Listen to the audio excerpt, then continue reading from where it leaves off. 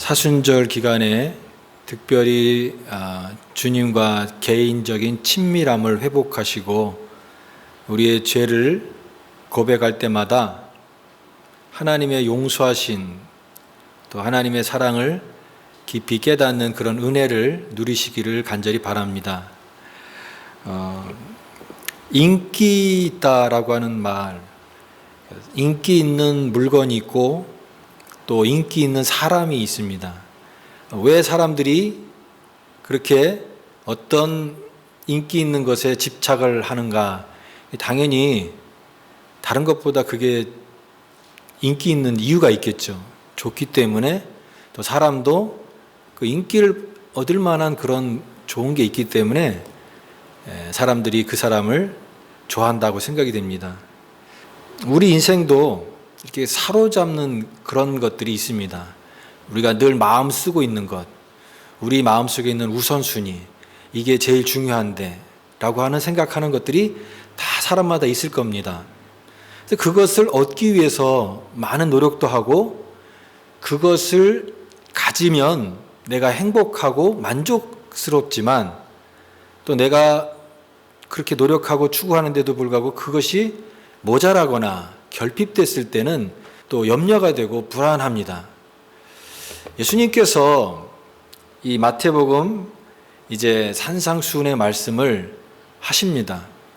근데 예수님의 이 가르침은 우리가 생각하는 이 세상의 일반적인 그런 생각과 조금 다른 부분이 많습니다.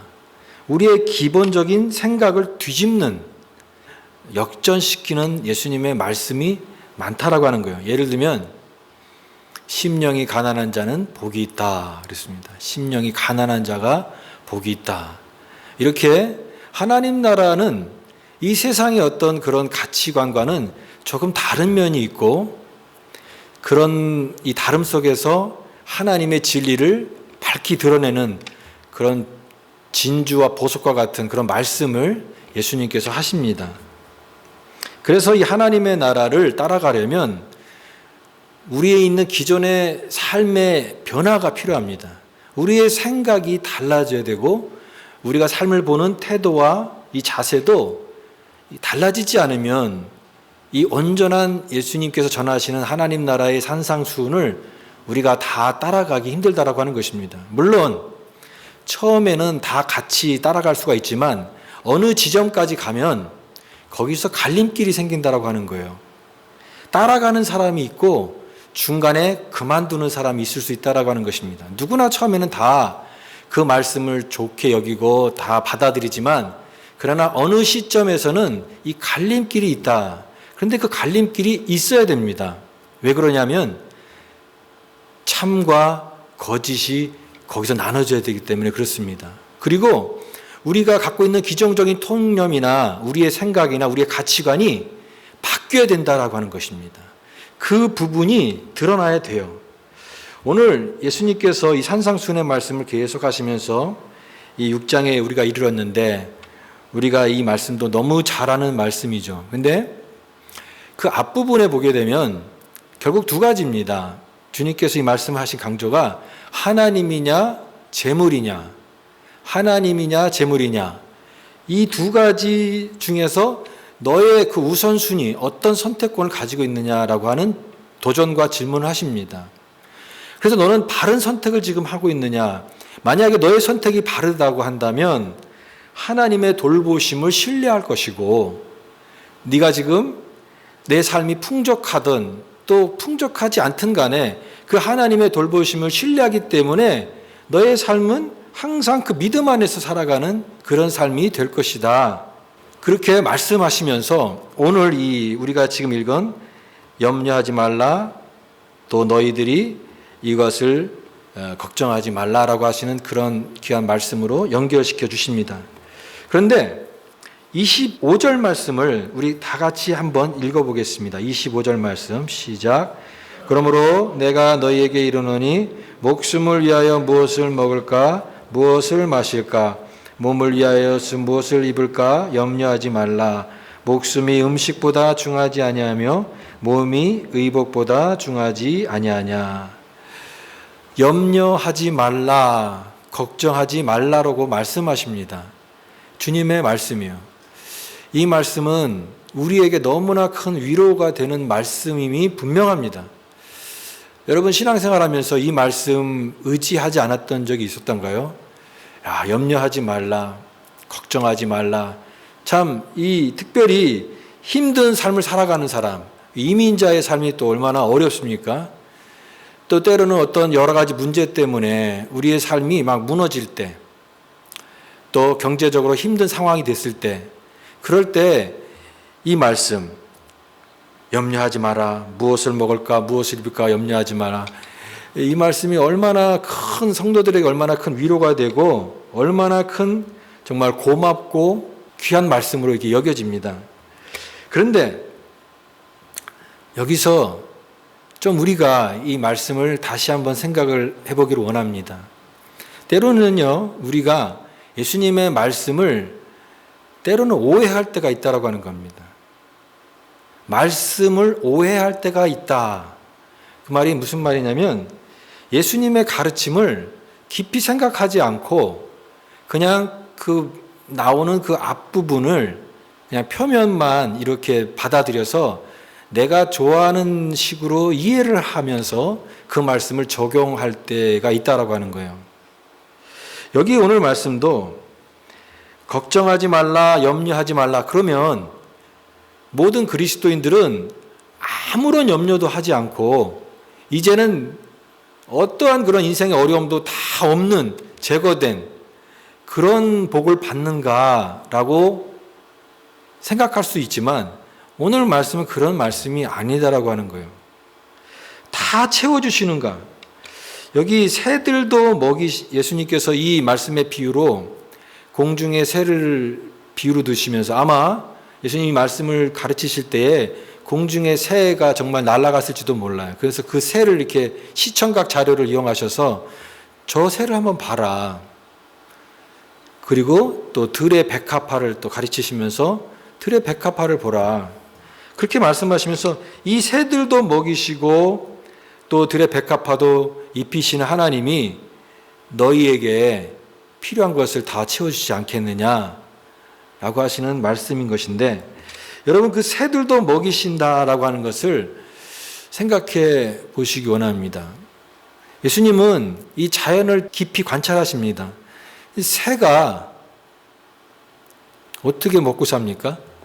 새는 이렇게 보면은 되게 걱정 근심이 없는 것 같아요. 그냥 아침에 일어나서 하늘을 날아다니고, 하늘 나는 것도 되게 부러운 것이고 또 먹는 것도 그렇게 걱정 없이 그냥 먹고 사는 것 같아요. 예전에 부끄러운 고백이지만 참 이렇게 여러 부분이 어려운 시절이 있었어요. 제가 그때 그때 제가 LA 어떤 바닷가에 있는 파킹장에서 새를 보고 있는데 새들이 이렇게 자연스럽게 하늘을 나르면서 따뜻한 그 봄날에 지저귀면서 이렇게 행복하게 있는 모습 보니까 새가 부럽다 그 생각이 들었어요. 새는 걱정이 없구나. 먹고 살 걱정 없고 염려가 없구나. 새가 부럽다 그런 생각을 했어요. 그런데 새도 그냥 가만히 아무것도 안 하면서 먹고 사는 게 아니라 새도 열심히 자기가 먹이 활동을 하는 것을 예수님은 보고 계십니다. 예수님께서 새들도 먹이시니 나는 가만히 있어도 그냥 자연스럽게 먹고 살 수 있는 그런 거를 주신다라고 하는 말씀으로 새의 비유를 드신 게 아니라고 하는 것이에요. 새들도 스스로 먹이 활동을 열심히 합니다. 그러니까 먹을 수 있는 어떤 것을 구하는 이 도구를 주신 것이지만 그 활동은 해야 된다라고 하는 것이죠. 이 말씀 그래서 우리가 뭐 아무 일도 하지 않아도 게을르게 살아도 다 하나님께서 다 채워주실 거야 라고 하는 말씀으로 오해를 하면 안 되는 거예요.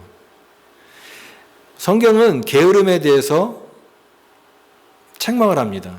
우리가 새벽마다 이 잠언 말씀을 묵상하고 있는데 잠언에도 게으름에 대한 그런 교훈이 굉장히 많아요. 이 게으른 자는 자꾸만 특징이 뭐냐면 핑계를 댄다라고 하는 거예요. 잠언 26장에 보면은 이런 표현이 있습니다. 길에 사자가 있다 이런 표현이 있어요.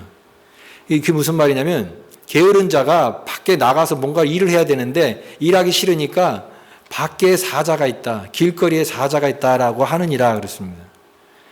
그러니까 핑계를 대고 또 어떤 구실을 대서 지금 내가 게으른 것에 대해서 변명을 끊임없이 하는 겁니다.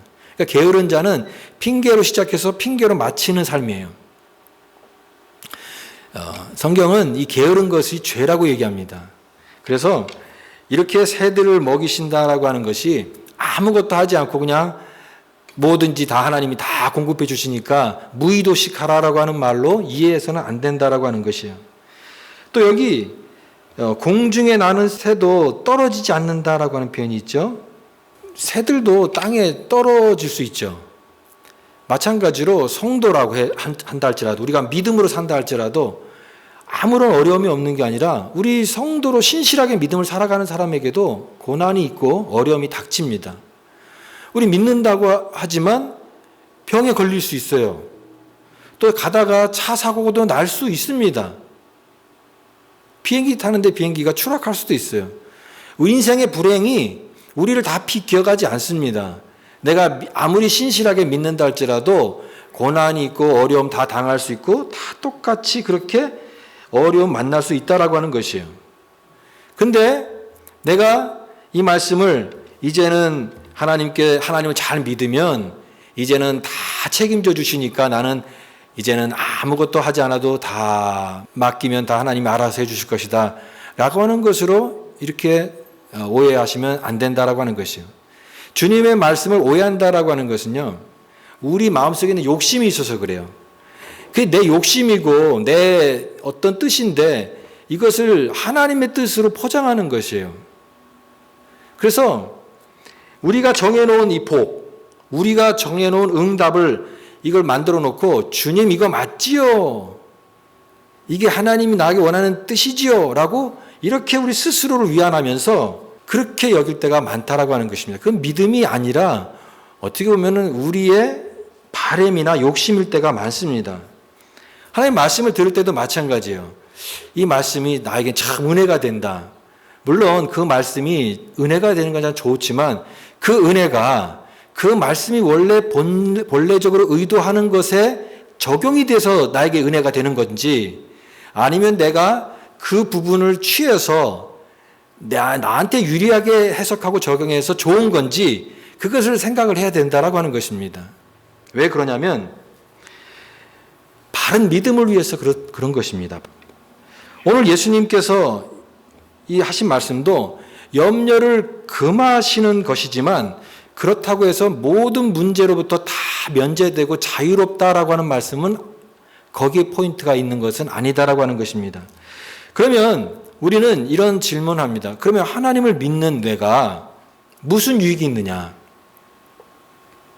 죽어서 천국 가는 그런 거 말고 빼고 이 땅에 살아가면서 내가 예수를 믿는 그 내가 도대체 무슨 유익이 있느냐? 라고 질문할 수가 있습니다.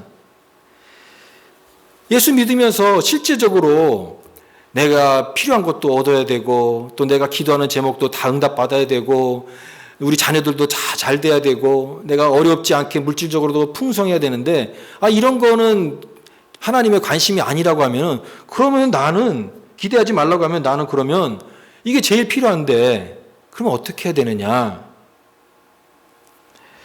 저는 우리 주님께서 우리 성도들의 삶이 하나님의 은혜로 풍성하게 살아가는 것을 우리 자신보다도 하나님이 더 원하신다라고 믿습니다. 하나님이 우리를 그렇게 사랑하시기 때문에 우리 자녀된 우리가 불행하게 살거나 고생을 많이 하거나 그런 것을 원하시는 것이 아니라 하나님 안에서 풍성한 삶을 살기를 원하세요. 그러나 그것이 잘 믿으면 먹고 살 걱정 없는 것을 의미하지는 않는다라고 하는 것이에요. 내가 주님을 잘 믿으니까 옷, 먹을 것 안 떨어지게 해줄게. 너 필요한 거 다 공급해 줄게. 그렇게 주님께서 우리에게 약속하신 적이 없어요. 섭섭하게 들릴 수도 있겠지만 하나님의 말씀을 자세히 보십시오.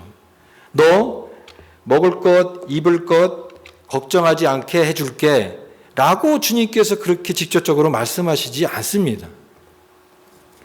복음은요, 자격 없는 자에게 주시는 끝없는 구원, 베푸시는 구원의 은혜이지 특별 대우나 노력보다 더 큰 보상과 행운을 가져다 주는 의미에서 복음은 아니라고 하는 것이에요. 인기 있는 말이 있어요. 사람들이 좋아하는 말이죠. 그래서 사람들이 거기에 몰려요. 예를 들면은 공짜다 그러면은 공짜를 좋아하잖아요, 사람들이. 거기면 다 몰리죠.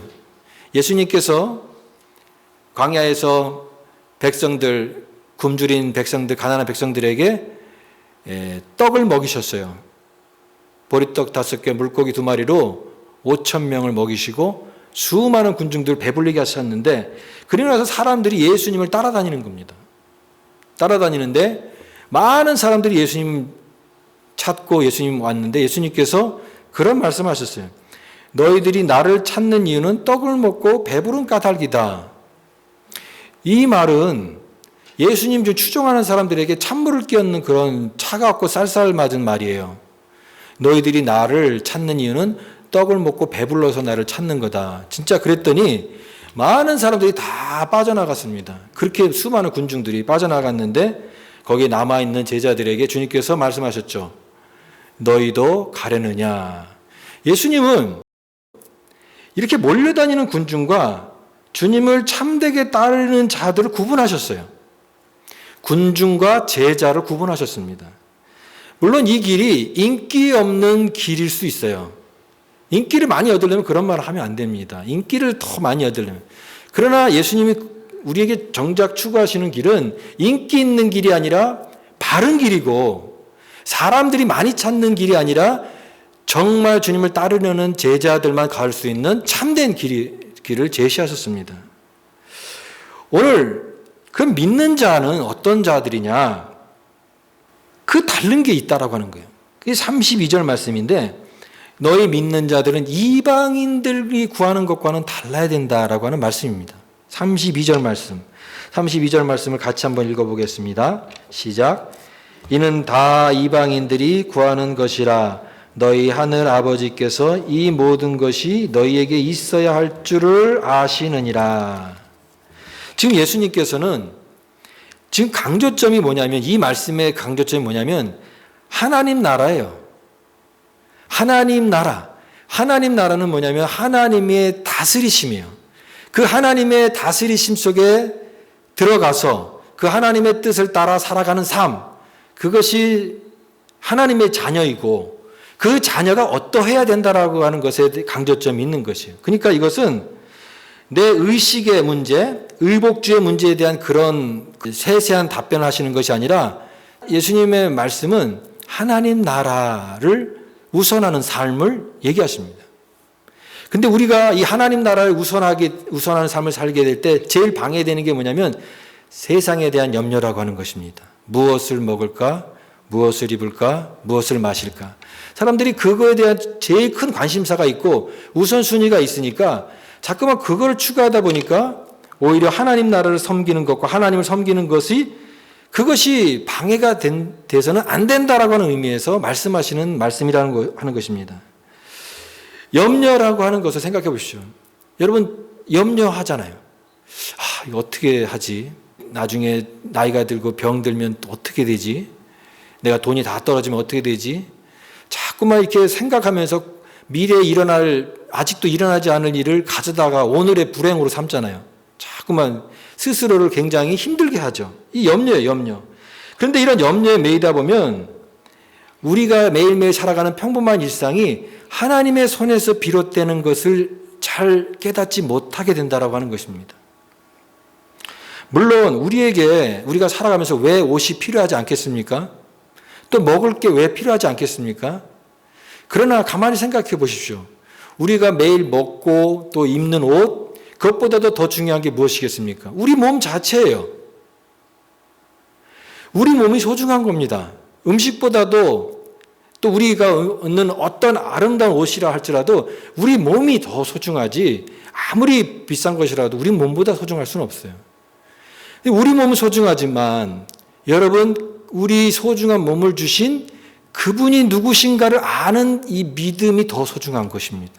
나의 몸을 주신 하나님, 그 몸을 주신 하나님이 하나님이시고 그분을 믿고 신뢰하는 그 삶이 우선적이어야 된다라고 하는 것이에요. 다니엘서 1장 말씀에 보면 다니엘이 이제 뜻을 정하여 왕의 음식으로 자기를 더럽히지 아니하였다라고 하는 말씀이 있습니다. 지금 다니엘에게는 어떤 위기가 찾아왔는데 왕의 음식을 먹어야 되느냐 아니면 이것을 거부해야 되느냐라고 하는 그런 위기가 찾아왔습니다. 음식을 먹지 않으면 죽을 수밖에 없죠. 또 더군다나 이거 왕의 진미를 거부하는 것은 엄청난 그런 위험을 감수하는 그런 문제입니다. 그러나 여기서 포인트는 뭐냐면 음식의 문제가 아니라고 하는 것이에요. 이 문제는 음식의 문제가 아니라 신앙의 문제였습니다. 신앙의 문제는 무엇입니까? 우선순위의 문제예요. 내가 무엇을 더 중요시 여기느냐, 내가 어디에 더 중심을 두느냐에 따라서 행동이 결정되는 것이고 그 표현이 바로 믿음의 표현인 것입니다. 요한복음 15장에 예수님께서 포도나무의 비유를 드셨습니다. 나는 포도나무요, 너희는 뭐라고 했습니까? 가지니 그랬습니다. 여러분 그 그림을 생각해 보시죠. 포도나무 대신 주님께서 가지된 우리를 붙여주셔서 우리가 주님의 몸을 이루고 있습니다. 근데 이 가지가 두 가지 방향이 있습니다. 하나는 나무 안쪽을 향하는 방향이 있고 바깥은 이렇게 뻗쳐서 거기에 이파리나 열매가 있는 바깥으로 향하는 부분이 있습니다. 너희는 가진이라고 했을 때 예수님은 어디에 포인트를 두고 계셨을까요? 무엇을 강조하고 있다고 생각하십니까? 안일까요? 바깥일까요? 우리의 관심은 바깥입니다. 내가 기대하는 것들, 내가 응답받기를 원하는 어떤 열매들과 삶의 결과물들이 나타나는 것에 우리는 관심이 있어요. 그러나 그것은 시간이 많이 걸리는 겁니다. 인생의 많은 시간들을 통과해야 얻게 되는 그런 성숙의 열매들이 나타나야 되는데 주님께 겨우 붙어 있으면서 무거운 열매들을 감당할 수 있겠습니까? 주님과 간들간들한 관계를 유지하면서 내 삶에 그것보다 더 큰 열매가 나타나게 해주세요. 기도 응답되게 해주세요. 나에게 이런 열매를 나타나게 해주세요. 라고 하면 우리는 그 무게를 감당하지 못할 것입니다. 예수님께서 강조하시는 것은 주님과의 관계예요. 그 안으로의 관계입니다. 주님과의 관계가 깊어지면 저절로 열매를 맺게 된다라고 하는 것이에요. 나의 안에 거하라 라고 말씀하시는 것입니다. 인생을 살아가면서 물론 우리가 매일매일 필요한 것들 때문에 걱정하고 염려하고 근심하는 것들 다 그런 부분인 것은 확실합니다. 그러나 그런 시급한 문제, 내 걱정하는 문제, 거기에만 자꾸만 내 마음이 쓰이고 내 마음이 거기 매이다 보면 정작 열려야 될 하나님에 대한 이런 시야가 자꾸 닫히게 된다라고 하는 것입니다. 바울도 사역 가운데 왜 근심 걱정거리가 없었겠습니까? 그에게는 항상 고난이 있고 또 다른 사람들에게 관계에서 힘든 부분이 있고 또 감옥에도 갇히고 매도 맞고 힘든 상황들이 계속 있어요. 어떻게 보면은 그런 바울이 갖고 있는 상황을 우리가 갖게 된다면 우리는 매일매일 절망할 수밖에 없을 거예요. 그러나 바울이 그런 상황 속에서도 그의 믿음의 시야가 이 세상에 있는 것으로 자꾸만 좁혀지는 게 아니라 시야가 열립니다. 그러면서 기도합니다. 아무것도 염려하지 말고 다만 모든 일에 기도와 간구로 너희 구할 것을 감사함으로 하나님께 아뢰라. 그러면 모든 지각에 뛰어난 하나님의 평강이 그리스도 예수 안에서 너희 마음과 생각을 지키시리라 그랬습니다. 이 세상의 근심과 걱정과 염려 때문에 고난 때문에 내가 먹고 살아가는 그 문제 때문에 하나님을 향한 그것보다 더 크신 하나님에 대한 시선을 내가 놓친다면 안 된다라고 하는 거예요. 그래서 시선을 열고 하나님을 향한 이 믿음의 시야가 환히 열리는 그런 모습으로 세상과 근심과 염려 속에서도 흔들리지 않는 담대한 믿음과 신뢰와 확신을 노래하고 있는 이 바울의 모습을 생각해 보시기 바랍니다. 오늘 주님께서 하신 말씀의 핵심은 33절에 있습니다. 33절 말씀을 같이 한번 읽어보겠습니다. 시작. 그런즉 너희는 먼저 그의 나라와 그의 일을 구하라. 그리하면 이 모든 것을 너희에게 더하시리라. 이것이 오늘 이 말씀의 핵심입니다. 너희는 먼저 그의 나라와 그의 일을 구하라. 이 너희는 이 세상 사람들을 말하는 게 아니에요. 하나님의 자녀들인 너희는. 하나 예수님을 개인적인 구주로 믿고 영접하고 따르는 너희는 이방인들과의 삶과는 구분돼야 되는데 그게 뭐냐면 그의 나라와 그의 의를 구하는 것입니다. 하나님 나라를 구하는 거예요.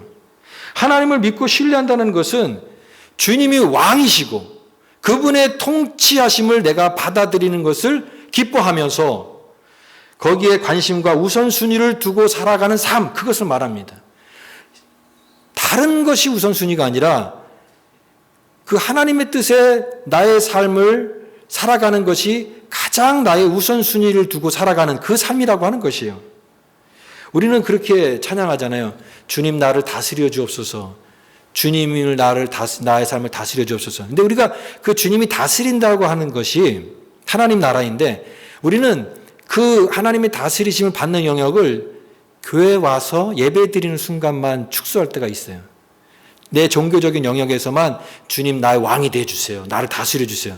그리고 나서는 바깥에 나가서 살 때는 그때는 내가 왕이 되는 거예요. 종교적인 영역에서만 예배 드리는 부분에서만 하나님의 다스리심을 받으려고 하지 나머지는 내가 왕이 되는 삶, 그게 하나님의 나라를 다스림 받는 삶은 아니다라고 하는 것이에요. 삶의 모든 영역에서 하나님이 나의 삶의 첫 번째 자리에 오게끔 하는 것, 그게 하나님 나라의 삶에 따르는 삶이에요. 그래서 이방인의 삶과는 그게 다르다라고 하는 것입니다. 너희는 이방인들이 구하는 것이 아니라 너희는 먼저 그의 나라와 그의 의를 구하라. 먼저라는 말이 무슨 말입니까? 우선순위라고 하는 거예요. 우선순위. 이 세상에 안정이나 돈이나 조건이나 이 세상 사람들이 다 거기에 목숨 걸고 살아가는 그 우선순위와 너는 다른 삶을 살아야 된다라고 말씀하시는 것입니다. 여러분, 예수님을 따르려면 우선순위가 확실해야 됩니다. 내가 이게 긴가민가 하면은 예수님을 끝까지 따라갈 수가 없습니다. 내 우선순위가 지금 어디에 있는가를 확실하게 정하는 사람이 예수님을 끝까지 따라갈 수 있습니다. 확실히 정하시기 바랍니다. 그거는 먼저 그의 나라와 그의 의를 구하는 삶이에요. 나의 삶이 주님의 뜻이 나타나는 것입니다. 그래서 거기에 우선순위를 두고 살아가는 삶입니다. 그것이 성도가 가져야 될 진짜 야망이고 비전입니다. 예수님은 오늘 이 말씀을 통해서 우리에게 두 가지 길을 제시하십니다. 여러분, 우리가 하나님 믿는 사람들이 두 가지 길이 있어요. 하나는 믿음인 것 같은데 이방인의 수준에서 여전히 물질적인 집착을 내 마음속에 중심에 품고 살면서 그것을 믿음이라고 여기고 살아가는 그 길이 있고, 다른 하나는 하나님의 나라를 구하는 믿음으로 내 관심사가, 내 가치관이 완전히 바뀌어서 하나님 나라를 가장 우선시 두는 삶으로 변화된 그런 삶이 있습니다. 예수님은 그 두 가지를 구분하라고 말씀하십니다. 그래서 진짜 야망이 뭐고 가짜 야망이 무엇인지를 밝히 드러내십니다. 거룩한 하나님의 나라의 백성이 되라고 하십니다. 가짜와 진짜를 구분하라고 하십니다. 그리고 가짜 야망을 그걸 믿음이라고 부르지 말라고 말씀하십니다. 이 세상 살아가되 우선순위가 바뀐 삶을 살아가라고 말씀하십니다. 그게 진짜라고 말씀하십니다. 하나님은 믿는 자녀들에게 이와 같은 위로의 말씀뿐만이 아니라 이 말씀은 도전의 말씀으로 여겨집니다. 이 말씀을 듣고 나서 이제 다시 한번 우리가 이 말씀이 새롭게 들려집니다. 너희는 염려하지 말라. 너희는 염려하 이르기를 무엇을 먹을까 무엇을 마실까 염려하지 말라. 하물며 너희일까 보냐. 하물며 너희일까 보냐. 너희는 먼저 그의 나라와 그의 일을 구하라. 그리하면 이 모든 것을 너희에게 더하시리라. 그제서야 주님의 말씀의 진정한 의미가 들려집니다. 아, 이 말씀이 이렇게 우리에게 그런 말씀이구나라고 하는 것이 새롭게 부각이 됩니다. 여러분, 오늘 이 말씀, 주님이 성도들의 삶을 돌보시고 다 책임지고 또 우리들의 삶에 대해서 무한한 그런 사랑과 관심을 갖고 계시는 것을 믿으시기 바랍니다. 우리의 염려가 다 있습니다. 그러나 오늘 하나님의 백성인 우리는 하나님이 우리를 돌보십니다. 하나님이 다 우리 한 사람 한 사람에게 관심을 가지고 계세요. 사랑하십니다. 또 우리들의 문제가 무엇인지 다 아십니다. 그래서 우리는 먼저 그의 나라와 그의 의를 구할 때 이 모든 것을 더하시는 하나님을 신뢰함으로써 하루하루 살아가는 겁니다. 먼 미래의 계획을 세우는 게 아니라 성도들의 삶은 하루하루 살아가는 거예요. 오늘 하루도 함께 하신 하나님을, 내일도 함께 하신 하나님을 신뢰하면서 하루하루 살아가는 그 신뢰의 과정 속에 하나님과 동행하는 삶입니다. 그런 삶을 살아갈 때 하나님께서 우리에게 이 모든 것을 더하게 하시리라. 우리가 하나님 나라의 삶을 살아갈 때 우리에게 필요한 것들 다 주실 줄 믿습니다. 우리의 삶이 복되고 행복한 삶으로 주님께서 인도하시고 끝까지 붙들어 줄 줄 믿습니다.